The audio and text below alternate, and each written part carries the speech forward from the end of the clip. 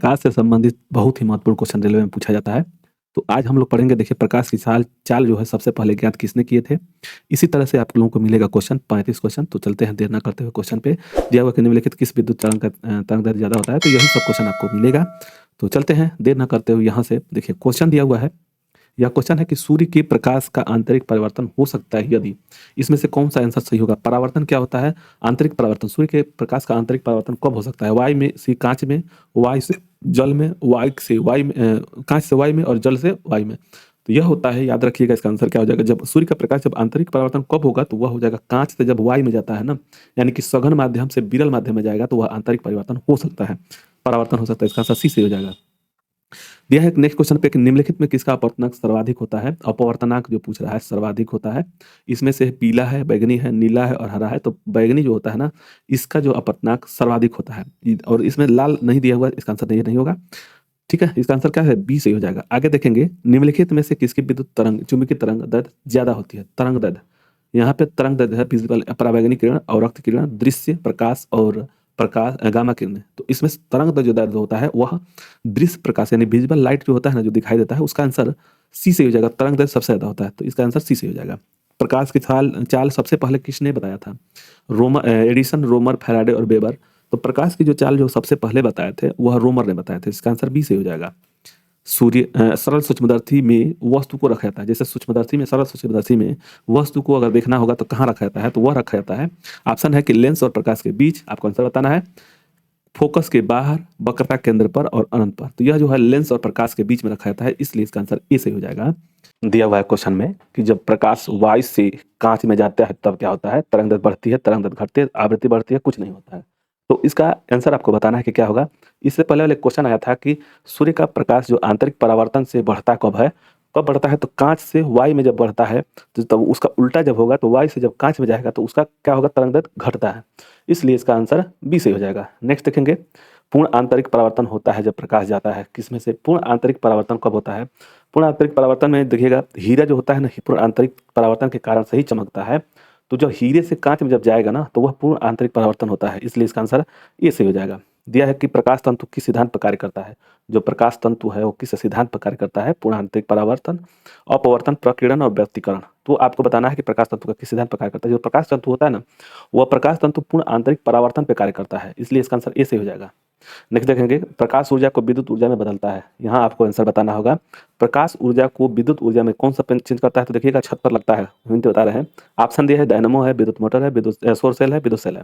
तो आपको आंसर बताना है इसमें से कौन सा हो जाएगा। तो प्रकाश है, प्रकाश को विद्युत ऊर्जा में चेंज कर रहा है, तो वह हो जाएगा सौर सेल।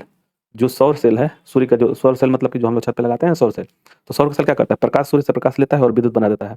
और देखिए यहाँ पे जो डायनामो होता है, यह यांत्रिक ऊर्जा से, यंत्र है, ऊर्जा से क्या करता है? वह चेंज करता है विद्युत ऊर्जा में, विद्युत ऊर्जा में। ठीक, और वह क्या करता है? देखिए इसमें इलेक्ट्रिक मोटर जो होता है इसका विपरीत होता है, तो वह विद्युत ऊर्जा को यांत्रिक ऊर्जा में चेंज कर देता है। तो इसलिए प्रकाश की ऊर्जा जो होती है ना, वह होता है, प्रकाश ऊर्जा को विद्युत ऊर्जा में चेंज करने के लिए सौर सेल का प्रयोग करते हैं। आंसर सी से हो जाएगा। यांत्रिक ऊर्जा को विद्युत ऊर्जा में, अभी हम लोग इसके बारे में पढ़े थे। यांत्रिक यंत्र है और विद्युत ऊर्जा में तो यंत्र कौन सा है? तो डायनामो हो जाएगा। और जो होता है विद्युत यांत्रिक में बदलने के लिए, तो वह होता है मोटर। ठीक, सौर सेल क्या होता है? तो सौर सेल क्या होता है? प्रकाश ऊर्जा को विद्युत ऊर्जा में चेंज करता है, तो इसलिए का आंसर हो जाएगा ई।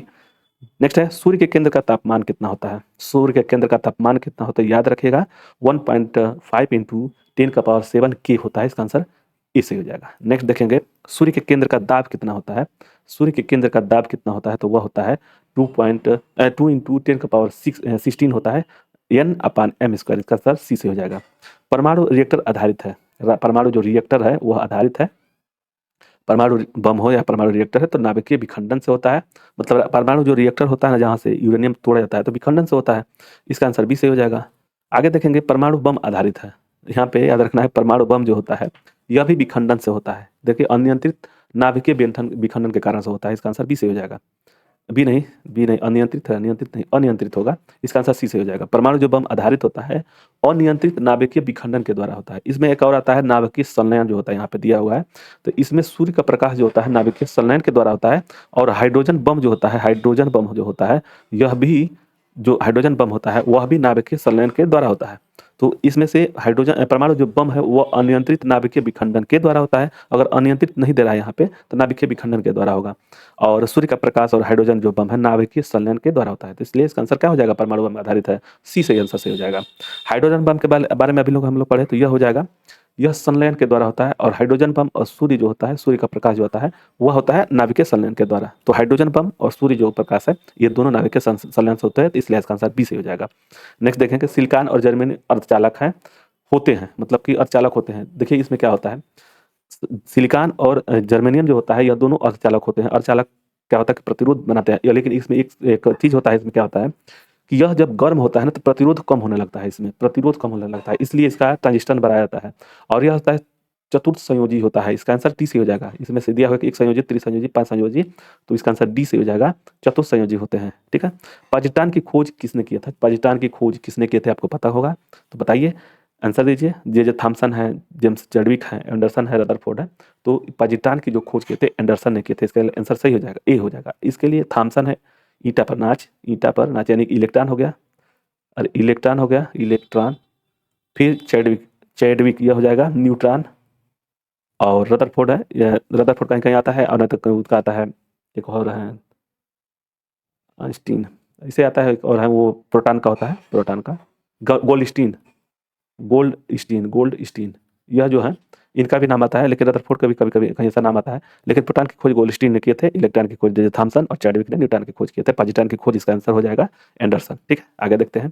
एक कूलम आवेश बराबर होता है, बहुत बार पूछा गया क्वेश्चन है, तो होता है 6.25 इंटू 10⁻18। क्या होता है, इलेक्ट्रॉन होता है। तो इसमें आंसर कौन सा सही हो जाएगा, ए सही हो जाएगा। एक कूलम आवेश बराबर होता है 6.25 इंटू 10⁻18 इलेक्ट्रॉन होता है। और कूलम का इकाई क्या होता है, तो आवेश किसका कूलम आवेश का होता है, विद्युत आवेश का कूलम होता है, विद्युत आवेश का। ठीक है, नेक्स्ट देखेंगे, किसकी तार की प्रतिरोधकता निर्भर करती है, मतलब कि किसकी तार, मैंने किसकी तार प्रतिरोधकता पर निर्भर, प्रतिरोधकता जो निर्भर करता है तो वह पदार्थ पर निर्भर करता है। जैसे चांदी में और कापर में, इसमें जैसे कि उसे तो आमतौर पर बन के आता है, जैसे आप लोग देखे होंगे कि एल्युमिनियम का सस्ता पड़ता है, इसलिए सबसे ज़्यादा चांदी का आता है और उससे नहीं तो कापर का आता है। ठीक है ना, तो इसमें क्या है कि प्रतिरोधकता निर्भर क्या करता है, तो उसके पदार्थ जो होता है जैसा मेटल रहेगा उसी पर निर्भर करता है। तो यह इसका क्या हो जाएगा, बी से हो जाएगा। 1 वाट घंटा बराबर होता है, याद रखिएगा 1 वाट घंटा बराबर कितना होता है, तो वह होता है 3.6 इंटू 10⁻³ कैलोरी होता है 1 वाट। अब यहाँ याद रखिएगा क्या होता है, जूल बराबर होता है वाट इंटू सेकेंड होता है, सेकेंड होता है 1 जूल बराबर 1 वाट गुणे 1 सेकेंड। ठीक है ना, अब वाट कह रहा है कि 1 वाट, और घंटा, घंटा कितना हो जाएगा, तो यह हो जाएगा वाट हो जाएगा 3 दशमलव, जैसे कि 3600 सेकंड हो जाएगा ना, 1 घंटा में 3600 सेकंड, यही मान इस पर निकालना पड़ता है। तो यह हो जाएगा आंसर इसे हो जाएगा। ठीक है, और यहीं पे किलोवाट घंटा पूछ देता ना, तो यहाँ पे 3.6 गुणे 10⁻6 हो जाता है। ठीक, तो किलोवाट वाट घंटा पूछा है तो 10.6 इंटू 10⁻³ होता है, इसलिए इसका आंसर क्या हो जाएगा, ई से हो जाएगा। मैक संख्या का उपयोग किसकी चाल निर्धारण के किया जाता है, तो मैक संख्या जो होता है वायुयान चलती है यानी विमान चलता है, उसके बारे में हम लोग देखें निर्धारण होता है, इसलिए इसका आंसर बी सी से हो जाएगा। नेक्स्ट देखेंगे, एक कार बैटरी में प्रयुक्त विद्युत अपघट्य जो होता है, विद्युत जैसे कि क्या होता है कि कार की बैटरी या कोई भी बैटरी में अधिकांश तौर पर उसमें क्या होता है कि उसमें सल्फ्यूरिक अम्ल मिला रखा जाता है, उसमें जो लिक्विड पदार्थ होता है ना, सल्फ्यूरिक H2SO4 होता है, H2SO4 होता है। ठीक है ना, तो इसी को मिलाया जाता है, मतलब रहता है। अस्पष्ट दर्शन की न्यूनतम दूरी कितनी होती है, जैसे हम आंख से देख रहे हैं तो एक होता है दूर दृष्टि, निकट दृष्टि दोस्त। तो अगर आपको स्पष्ट 25 सेंटीमीटर दूरी पर स्पष्ट दिखाई दे रहा है 25 सेंटीमीटर, तो आपको कोई समस्या नहीं है आंख में, तो इसका आंसर क्या हो जाएगा, सी से हो जाएगा। 25 सेंटीमीटर स्पष्ट न्यूनतम दूरी होती है। ठीक है, चलिए, और देखिए इसीलिए डॉक्टर जी कोई भी बोलता है कि नजदीक आकर के नहीं पढ़ा जाता है ना दूर, इस कम से कम 1 फीट की दूरी पर से पढ़ा जाता है, इसलिए वो 25 सेंटीमीटर होता है वही चीज़। प्रकाश के तरंग सिद्धांत को किसने प्रतिपादित किया था, तो प्रकाश के तरंग को न्यूटन है, रदरफोर्ड है, हाइगेंस, वेबर है। तो प्रकाश के तरंग के सिद्धांत जो हाइगेंस ने दिए थे, इसका आंसर सी से हो जाएगा।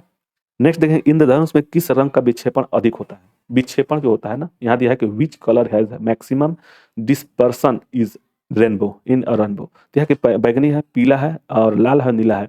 तो विक्षेपण जो होता है वो सबसे अधिक जो होता है वह होता है लाल का, इसलिए इसका आंसर सी से हो जाएगा। यहाँ पे याद रखिएगा लाल जो होता है इसका तरंग दैर्ध्य अधिक होता है, तरंग दैर्ध्य जो होता है, तरंग दैर्ध्य होता है, तरंग दैर्ध्य, यही वो विक्षेपण बोलते हैं, तरंग दैर्ध्य जो होता है, दैर्ध्य जो होता है अधिक होता है, इसको याद रखिएगा। और इसी में यह जो होता है प्रकीर्णन जो होता है, प्रकीर्णन तो कम होता है, इसलिए लाल को लगाया जाता है, इसका आंसर यह प्रकीर्णन कम होता है। और इसी के लिए इसका जैसे प्रकीर्णन जब कम होगा तो यह जहाँ रहेगा वहाँ पे रेड कलर का दिखाई देता है, इसलिए देखिए कि सिग्नल जितने भी होते हैं वह होता है प्रकीर्णन कम होने के कारण से लाल को लगा जाता है। ठीक है, चलिए।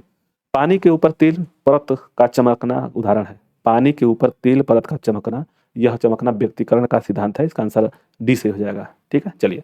धूप में चश्मे का पावर कितना होता है? धूप में चश्मे का power 0 dioptre, 1 dioptre, 2 dioptre, 3 dioptre. तो धूप की जो चश्मा होता है ना, वो 0 डायोप्टर का होता है। इसका आंसर ए से हो जाएगा। वायुमंडल में प्रकाश के विसरण का कारण है, जो वायुमंडल में है प्रकाश का जो विसरण होता है, मतलब कि डिफ्यूजन होता है, डिफ्यूजन वह होता है किसके कारण से? तो जलवाष्प के कारण, जलवाष्प ने धूल कारण से होता है। इसका आंसर ए से हो जाएगा। जो वायुमंडल में प्रकाश का जो विसरण फैलता है अधिकांश तौर पर, वह धूल के कारण होता है, इसलिए इसका आंसर ए से हो जाएगा। प्रकाश तंतु किस सिद्धांत पर कार्य करता है? जो प्रकाश तंतु है किस सिद्धांत पर है? पूर्ण आंतरिक परावर्तन, मतलब पूर्ण परावर्तन के कारण से होता है। इसमें यह दिया हुआ ए। इसका क्वेश्चन मिला था, आपको मिलेगा आपको। प्रकाश की गति के बीच, मैंने किस के बीच जाते हुए न्यूनतम होगी? प्रकाश की गति इसमें से दिया है कांच, निर्वात, जल और वायु। तो इसमें कांच हो जाएगा, जिसका घनत्व अधिक होगा उसमें कम हो जाएगा ना न्यूनतम, तो इसका आंसर ऐसे हो जाएगा। सूर्य की ऊष्मा पृथ्वी पर कैसे पहुंचती है? जो सूर्य की जो ऊष्मा है पृथ्वी पर कैसे पहुंचती है? चलन के द्वारा, विकिरण के द्वारा, संवहन के द्वारा और परावर्तन के द्वारा। तो सबसे ज्यादा जो ऊष्मा बनता है और वह गर्म होता है, कोई भी चीज ऊष्मा पृथ्वी तक पहुंचती है, वो विकिरण के द्वारा होता है अधिकांश तौर पर। इसका आंसर बी से हो जाएगा। रेफ्रिजरेटर में जो थर्मोस्टेट का कार्य जो होता है वह क्या होता है? थर्मो, तो इसका नाम है स्टेट है, मतलब कि समता, समान हो जाएगा। तो समान ताप करने के लिए, एक समान ताप बनाने के लिए होता है। इसका आंसर सी से हो जाएगा। शुद्ध जल का क्वथनांक फ़ारेनहाइट स्केल पर क्या होगा? शुद्ध जल का जो क्वथनांक जो होगा फ़ारेनहाइट स्केल पर क्या होगा, इसको आपको बताना है। तो इसमें हो जाएगा शुद्ध स्केल में, याद रखिएगा फ़ारेनहाइट स्केल में बताना है। इसको थोड़ा सा डिटेल में हम लोग पढ़ रहे हैं। देखिए सेंटीग्रेड में क्या होता है, सेंटीग्रेड में क्या होता है, जो गलनांक होता है 0 डिग्री सेल्सियस होता है, और क्वथनांक जो होता है वह 100 सेंटीग्रेड होता है, 100 सेंटीग्रेड होता है। फ़ारेन में जो होता है, फ़ारेनहाइट में वह होता है, यह होता है 180 अगर घटा देंगे 32 हो जाएगा। 32 और 212, 212। और इसी पे पूछ रहा है, ये फ़ारेनहाइट में है, याद रखिएगा। और एक होता है रोमर का है, रोमर का भी है। और फ़ारेनहाइट हो गया, एक केल्विन होता है, केल्विन। ठीक है ना, केल्विन। तो यह होता है 273, 273 के और 373 के। इसमें क्या होता है कि यह जो होता है, इस पे बर्फ बनता है, इसको कहते हैं, इसको क्या बोलते हैं? बॉइलिंग पॉइंट, यानी क्वथनांक होता है। और इसको कहते हैं freezing point, FB, freezing point. ठीक। तो यह चीज आपको एकदम तीनों चारों, इसको इसको याद रखिएगा। इसको रोमन नहीं आता है, 3 चीज आता है, सेल्सियस आता है, फ़ारेनहाइट आता है, केल्विन आता है। इसमें से अगर यह फ़ारेनहाइट में पूछ दे क्वथनांक जो होता है, तो इसका 212 हो जाएगा। यहीं पे अगर क्वथनांक पूछ देता सेंटीग्रेड में तो 100 हो जाता है, और वहीं पे पूछ देता है क्वथनांक जल का, क्वथनांक किसमें हो जाएगा? केल्विन में, तो 373 होता है। ठीक। तो ये आपको याद होना चाहिए। तो इसका आंसर क्या हो जाएगा? फ़ारेनहाइट में पूछ रहा है शुद्ध का जल का क्वथनांक, तो इसका आंसर डी से हो जाएगा। केल्विन तापमापी में बर्फ का गलनांक क्या होगा? केल्विन में, तो अभी हम लोग पढ़े क्या केल्विन में, यहाँ बर्फ बनना है, बर्फ का गलनांक होता है, इसको फ्रीजिंग पॉइंट बोलते हैं, फ्रीजिंग पॉइंट। तो यह हो जाएगा 273 के। अगर यहीं पे क्वथनांक या बॉइलिंग पॉइंट बोल देंगे तो यह हो जाएगा 373 के। ठीक। तो 373 ये वाला होगा नहीं, ये तो होगा नहीं, इसमें से आंसर ऐसे ही हो जाएगा। नेक्स्ट देखेंगे, ध्वनि का वेग सबसे ज्यादा होता है। ध्वनि का जो वेग किसमें, इसमें देखिए क्या होगा, इस्पात में, निर्वात में, ठोस में और जल में, और कोई नहीं। तो देखिए यह ठोस हो गया, निर्वात तो वैक्यूम वाला हो ही गया, और यह हो गया द्रव। अब देखिए सबसे ज़्यादा जो ध्वनि बनती है तो वह सबसे ज़्यादा होता है ठोस में, उससे कम जो होता है द्रव में होता है, और सबसे कम होता है गैस में। और ध्वनि जो चलती है, इसको माध्यम की आवश्यकता होती है, तो इन तीनों के माध्यम की आवश्यकता होगी, कोई ना कोई में चलेगा ही, निर्वात में नहीं चल सकता है।